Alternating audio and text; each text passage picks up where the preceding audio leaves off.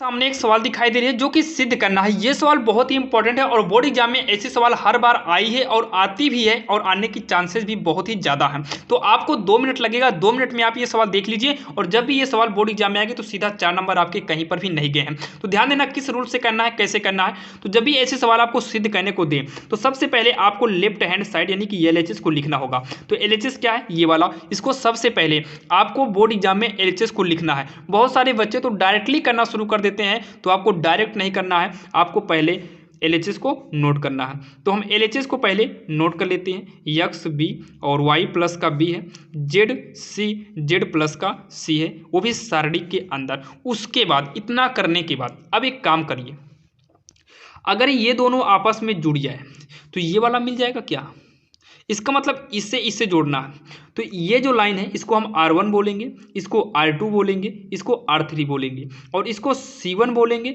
इसको C2 बोलेंगे और इसको C3 बोलेंगे। तो इससे जोड़ना है और जोड़ कर देखिए किस पंक्ति में लाना है, ये पहले डिसीजन ले लो। तो A को लाकर इसमें जोड़ते मतलब इसमें जुड़ेगा, तो C1 जुड़ेगा यानी कि C1 आपका चेंज होगा। C1 में ही मतलब इसी में आपका B आके जुड़ जाएगा यानी कि C1 प्लस का C2 हो जाएगा। देखिए C1 आपका चेंज होने वाला है, तो C1 चेंज होगा, छोड़ दीजिए। इसको नोट कर लो, दूसरा नंबर वाला। और x प्लस से y प्लस बी और z प्लस सी नोट करके तैयार रख लीजिए, क्योंकि C1 चेंज होगा, C1 का स्थान हमने खाली छोड़ दिया है। और बाकी लाइन को आप एकदम सीधा खींचिएगा, तिरछा ना होने पाए।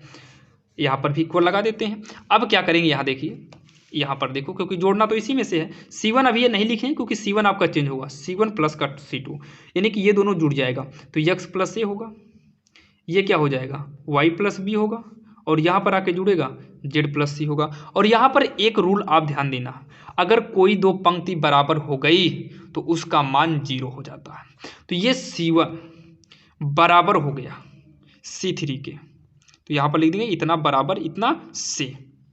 और जब भी दोनों बराबर होता है तो सीधा बिना कुछ सोचे समझे आप 0 कर दो, आपका करेक्ट होगा।